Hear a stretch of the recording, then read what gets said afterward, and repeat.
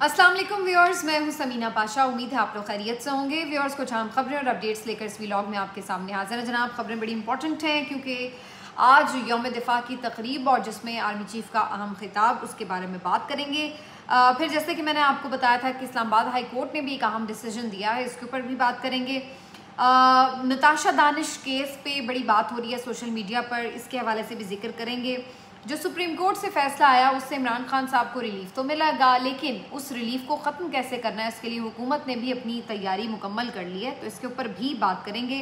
और ये भी जिक्र करेंगे कि जो 8 सितंबर का जलसा है पीटीआई का, उसके लिए अभी मज़ीद कितने इम्तिहान हैं जो पीटीआई को देने पड़ेंगे और बड़े इम्तिहान हैं जो कि बाकी हैं। तो ये तमाम चीज़ें जी डिस्कस करेंगे। आपसे रिक्वेस्ट है कि चैनल को सब्सक्राइब कर लें अगर अभी तक सब्सक्राइब नहीं किया। तो सबसे पहले जी बात कर लेते हैं इसी मामले पर, जो जलसे की सूरत हाल है। बात यह कि 8 सितंबर का जो जलसा है वो पाकिस्तान तहरीक इंसाफ के लिए बड़ा इम्पॉर्टेंट है।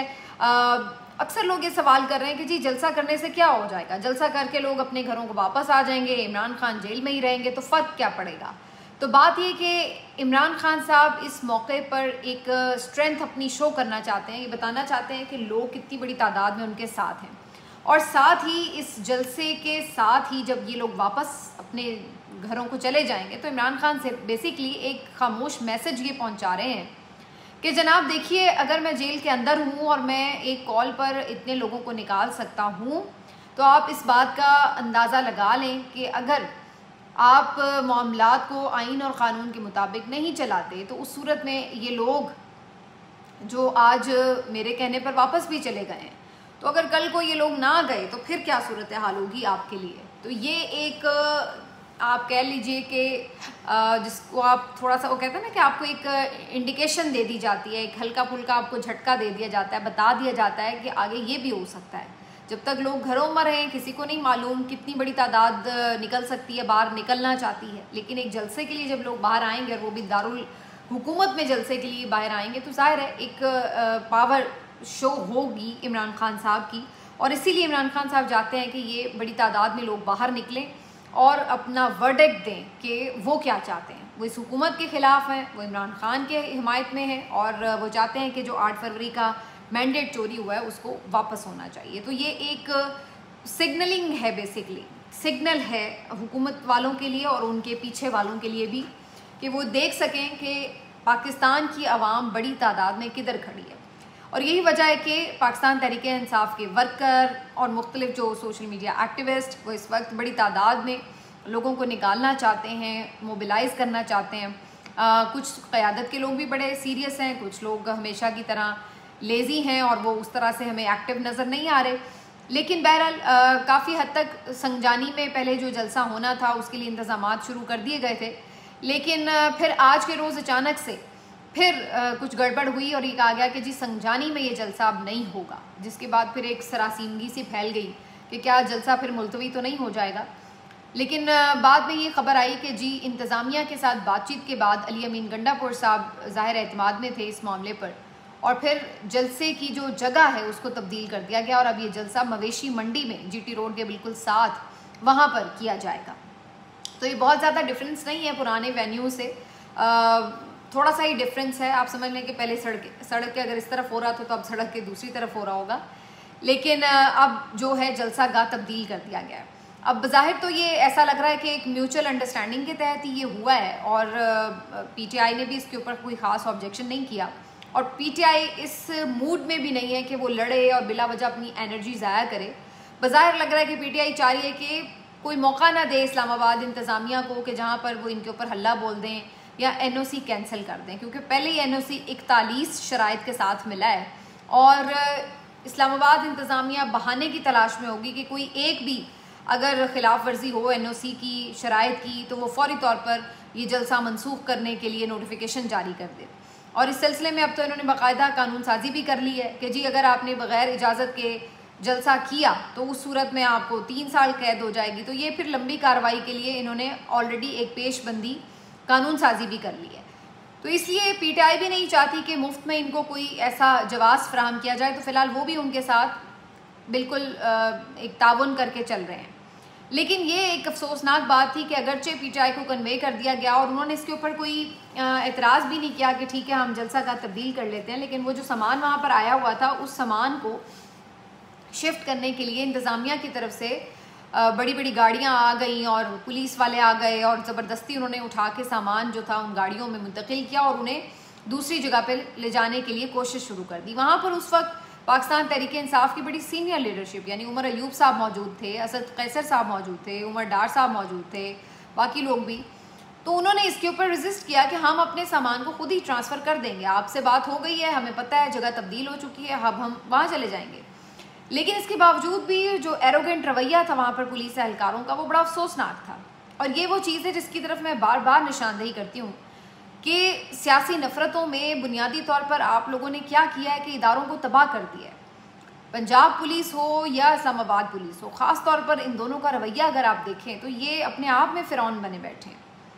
और ये नून लीग वाले भूल चुके हैं कि इन्होंने भी कभी दोबारा ऑपोजिशन में बैठना है, तो फिर इनके साथ क्या सलूक होगा। जो इन्होंने हुदूद क्रॉस कर दी हैं और जो इख्तियारात इन्होंने पुलिस एहलकारों को दे दिए हैं, तो वो तो अवामी नुमाइंदों को कुछ समझते ही नहीं है। तो ये बड़ा अफसोसनाक था देखना जिस तरह से वो बदतमीज़ी से पेश आ रहे थे। लेकिन अल्टीमेटली अब जी जलसा गाह तब्दील कर दिया गया है, तो अब जो मवेशी मंडी है जीटी रोड से मुंसलिक, वहाँ पर ये किया जाएगा। ज़्यादातर ये एक ऐसा जंक्शन है जो मेन सिटी जो रावलपिंडी या इस्लामाबाद है वो मेन सिटी उसको टच नहीं करती, बिल्कुल एक साइड पर ये जगह होगी। लेकिन इसमें भी पीटीआई अगर एक पॉजिटिविटी देखे तो फ़ायदा ये है कि पंजाब से भी बड़ी तादाद में लोग शामिल हो सकते हैं, क्योंकि बिल्कुल जंक्शन ही होगा ये पंजाब और इस्लामाबाद का।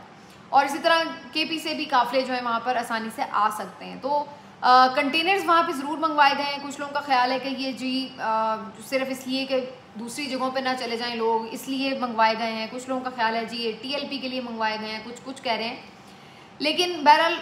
कंटेनर्स तो मौजूद हैं इस्लामाबाद में बड़ी तादाद में, और उन्हें बवक्ते ज़रूरत किसी भी वक्त ब्लॉक करने के लिए रास्ता इस्तेमाल भी किया जा सकता है। लेकिन अली अमीन गंडापुर साहब भी इस बारे में तैयारी रखते हैं और वो अपने साथ हैवी मशीनरी, क्रेन्स और ये वो लेके आएंगे ताकि अगर कोई ऐसी रुकावट हुई तो वो दूर कर सकें।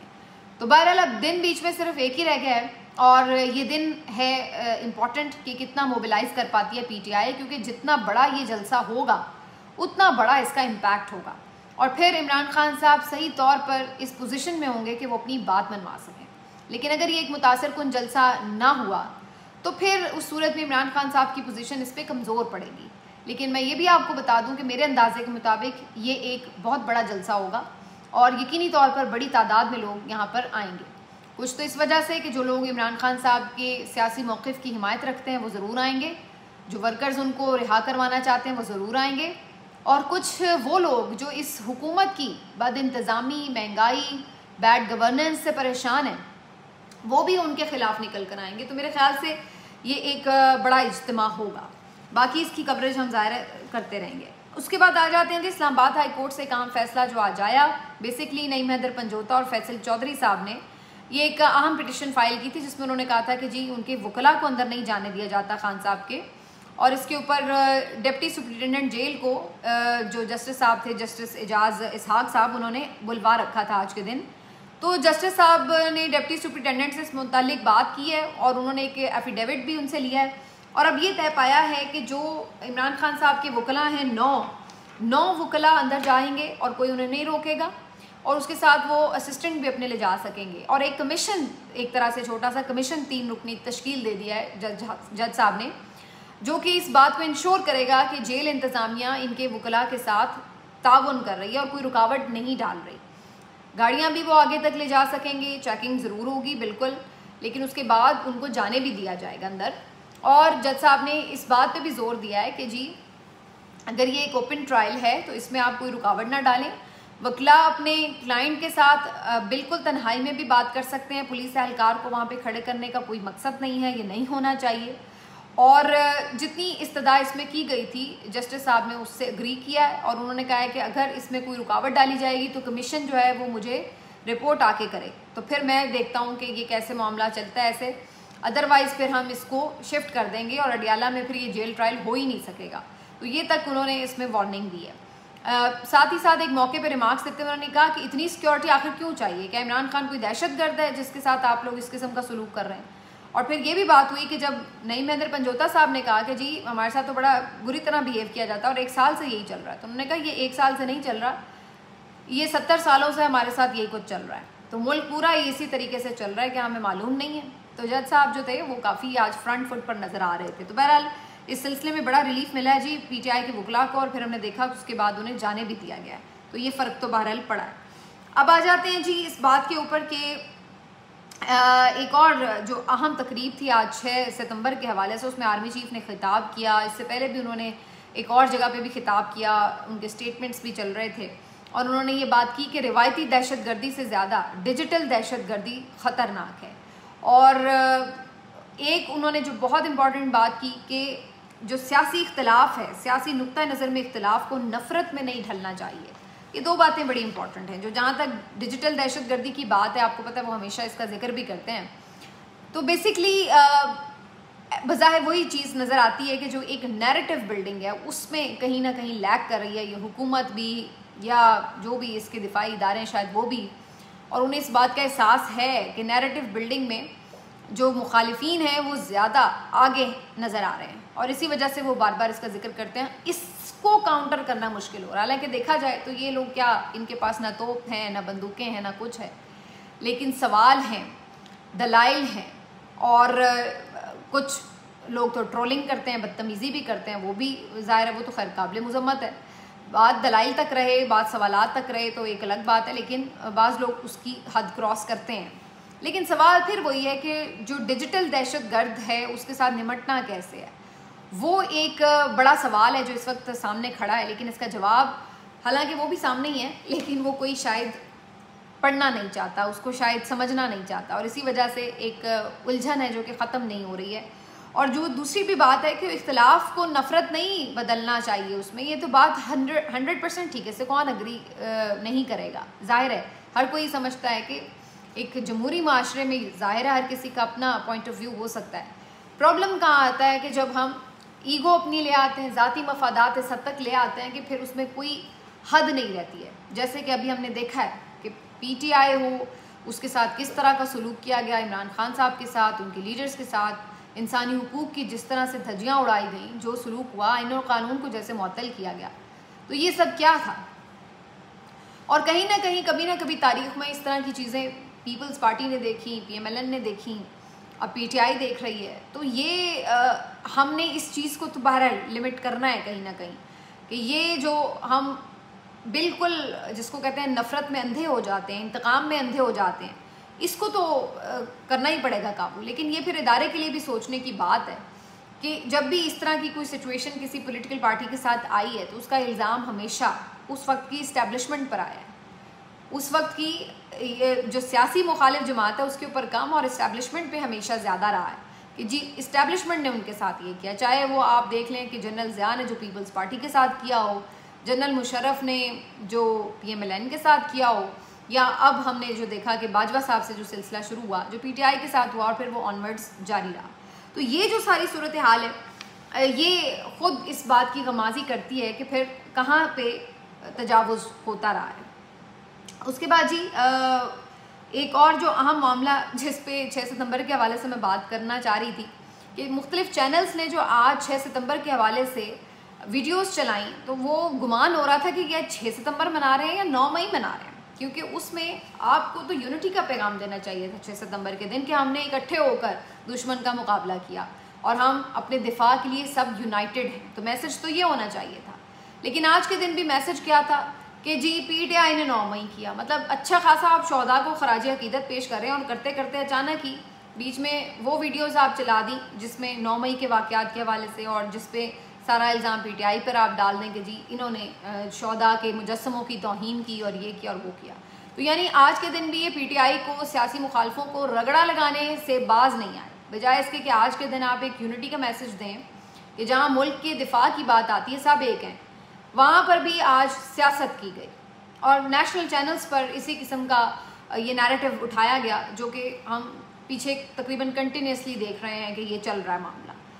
तो ये बहरहाल एक अजीब व गरीब सी बात थी, मेरे ख्याल से तो ये मुनासिब नहीं था। अगर 6 सितंबर का दिन था तो उसमें हमें एक यकजहती का पैगाम देना चाहिए था।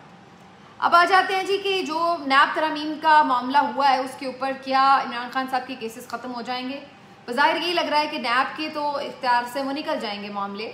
लेकिन अब खबरें ये आ रही हैं कि जो ख़ास तौर पर तोशाखाना 2 केस है इमरान खान साहब का, जिसमें बल्गारिया से एक जो ज्वेलरी सेट है उसके ऊपर केस बनाया गया, उसकी मालियत कुछ 7 करोड़ रुपए बनाई गई है। तो वो जो मामला है अब FIA के सुपुर्द कर दिया जाएगा और अब FIA उसके ऊपर फर्दर इन्वेस्टिगेट करेगा। हो सकता है कि FIA उस केस में इमरान खान साहब की गिरफ्तारी भी डाल दे, तो नैब के दायरा अख्तियार से वो ज़रूर निकल जाएगा, लेकिन ऐसा नहीं है कि वो केस टोटली ख़त्म हो जाएगा, बल्कि उसको FIA के थ्रू प्रोसीड करने की कोशिश की जाएगी। तो ये खबरें अब आ रही हैं।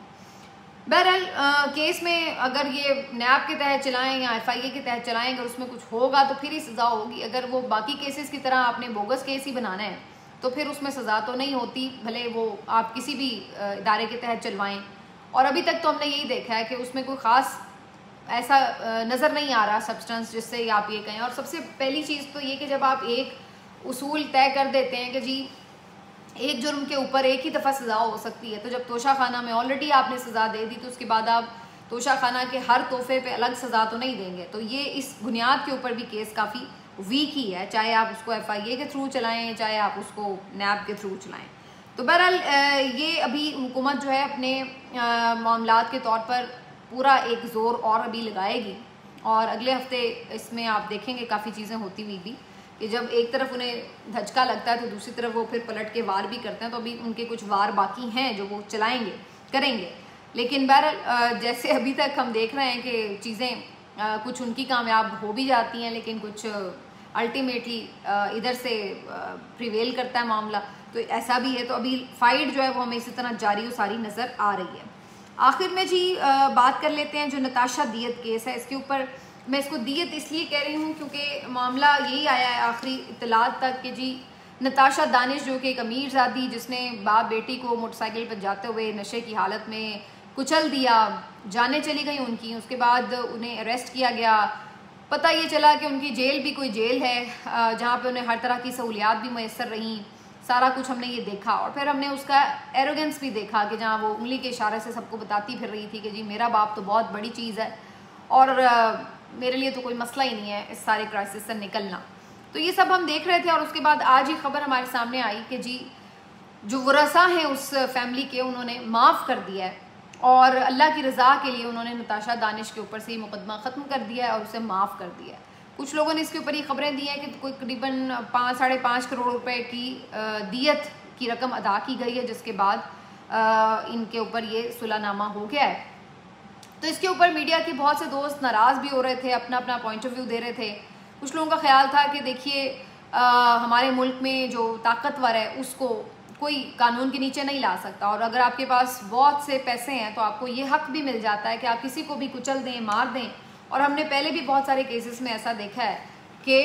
कुछ दे दिला के गरीब ख़ानदान को चुप करवा दिया जाता है और उसके बाद जो अमीर हैं वो चंद दिनों में ही आज़ाद नज़र आते हैं। तो ये बहुत इस पे लोग क्वेश्चन भी कर रहे थे। लेकिन दूसरी तरफ एक राय ये भी पाई जाती थी कि जो दियत का मामला है ये तो इस्लाम ने दिया हुआ है एक ऑप्शन, ये शरिया का ऑप्शन है, और या तो फिर आप ये कहें कि जी ये ऑप्शन नहीं होना चाहिए, फिर एक अलग बात है कि आप उससे इत्तेफाक ना करें, लेकिन ज़ाहिर है आप शरीयत पे तो क्वेश्चन नहीं उठा सकते। तो फिर आप ये क्यों इख्तलाफ कर रहे हैं कि जी उसने क्यों सुलह सफाई कर ली? भाई ठीक है, उनके वरसा ने उनसे रकम ले ली और उन्होंने कहा कि हम आपको माफ़ कर देते हैं। और वैसे भी उसमें एक बेशक ये एक बहुत नशे की हालत में बिल्कुल बेरहमाना किस्म का एक्सीडेंट था, लेकिन था तो एक्सीडेंट नताशा उस शख्स को या उस खातून को मारने के लिए तो घर से बाकायदा प्लान करके तो निकली नहीं थी। तो बहुत से लोग ये भी बात कर रहे हैं कि जी इस तरह की सूरत हाल में ठीक है कि आप उनको माफ़ कर दें और अपनी दियत की रकम ले लें। वैसे भी वो एक गरीब फैमिली है, चलिए इसी तरह कुछ उनको सपोर्ट भी फाइनेंशियल मिल जाएगी क्योंकि घर के जो सरबराह हैं वो तो नहीं रहे। तो इसके ऊपर मुख्तलिफ़ किस्म की आरा सामने आ रही हैं, लेकिन एक बहुत स्ट्रॉन्ग आरा ये भी है कि अगर इस तरह के मामलात में हर वक्त हम यही रूल अपनाते रहे तो इस तरह तो फिर ये खुली छुट्टी मिल जाएगी कि कोई भी नशे की हालत में किसी को भी रौंदता फिरे और फिर उसको पता है कि उसके लिए चंद करोड़ रुपए देकर बड़ी आसानी से उसकी छुट्टी भी हो जाती है, उसको कोई प्रॉब्लम भी नहीं होती। तो क्या इसको हमें इसी तरह लाइट लेना चाहिए कि हर दफ़ा ये इसी तरह से हो? या रियासत को इन मामलात में मुद्दई बनना चाहिए और किसी न किसी को तो अंजाम तक पहुंचाना चाहिए, ताकि इस सारे मामले को, ये तो नहीं कि इतनी अर्जा हो जाए किसी की ज़िंदगी कि उसको आपने यूं मार दिया जाते हुए बिला वजह और उसके बाद आप उसके पैसे दे के चलते बने। तो ये भी अपनी जगह एक बात है, लेकिन मेरे लिए इन तमाम चीज़ों से हटकर एक बात बड़ी इंपॉर्टेंट है कि देखिए, अगर आपने गलत फहमी में भी किसी को मार दिया या गलती से भी किसी को मार दिया, तो तब भी आपके चेहरे पे कोई शर्मिंदगी होती है, कोई तकलीफ़ होती है, कोई दर्द होता है कि यार मेरे हाथों एक जानदार की जान चली गई, एक इंसान की जान चली गई, किसी का शौहर मार दिया मैंने, किसी का बाप मार दिया, किसी की बेटी मार दी, आपको एक तकलीफ़ होती है। लेकिन ये क्या कि जो, और फिर वो हो ना कि आपको तकलीफ़ है और उसके बाद आप कुछ उससे माफ़ी मांगते हैं और कहते हैं कि चलो यार, अब आपका बंदा तो वापस नहीं हम ला के दे सकते, लेकिन कम से कम हम कुछ कंपनसेशन कर लेते हैं। यहाँ तो ये सूरत हाल होती है कि कोई तकलीफ़ का एहसास ही नहीं होता, कुछ शर्मिंदगी नाम की चीज़ ही नहीं होती चेहरे के ऊपर, और वो ये बता रहे होते हैं विक्ट्री के निशान बना बना के कि ये जो आइन और कानून है ये हमारे जूते की नोक के नीचे है और हम जिसको चाहे मार दें और हमें कोई पूछ भी नहीं सकता। तो क्या यहाँ पे भी दियत का यही रूल अप्लाई होगा? तो इसके ऊपर मेरा ख्याल है कि एक दफ़ा फिर जो उलमाए कराम हैं, जो कि मुस्तनद लोग हैं, जिनके ऊपर सबका एतमाद भी हो, उनको ज़रूर इसके ऊपर एक रिव्यू देना चाहिए कि इस तरह के केसेस में आखिर क्या होना चाहिए, क्योंकि ये तो बड़ा आसान रास्ता मिल गया फिर अमीरों को कि वो तो किसी तरह फिर कानून की पकड़ में आ ही नहीं सकते। तो इसकी कोई ना कोई तो कोई हद होगी या किसी जगह पे कोई लिमिटेशन होगी कि कहाँ पे आप अप्लाई कर सकते हैं और कहाँ पे नहीं अप्लाई कर सकते। बाज़ औक़ात हमने ये भी देखा है कि जो गरीब बेचारे जिनका कोई मर जाता है, वो चाह भी रहे हों कि हमने सज़ा दिलवानी है, तो उन पर दबाव डाला जाता है और उन्हें दियत पे मजबूर कर दिया जाता है कि नहीं, आप पैसे लेके बात रफ़ा दफ़ा कर लें, उल्टा उनके ऊपर दबाव डाला जाता है। तो क्या ये भी तरीका दुरुस्त है कि ज़बरदस्ती किसी को दियत के लिए कायल कर दिया जाए? ये भी तो देखना होगा ना रियासत ने कि भाई अगर वो नहीं माफ़ करना चाहता खून और वो चाहता है कि उसको सज़ा हो जिसने उसका प्यारा मारा है,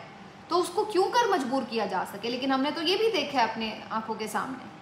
तो इसलिए मेरा ख्याल है कि बिल्कुल ये बात दुरुस्त है कि ये शरीयत में एक गुंजाइश मौजूद है, लेकिन वो किन सर्कमस्टांसेस में, किन हालात में ऑप्शन है,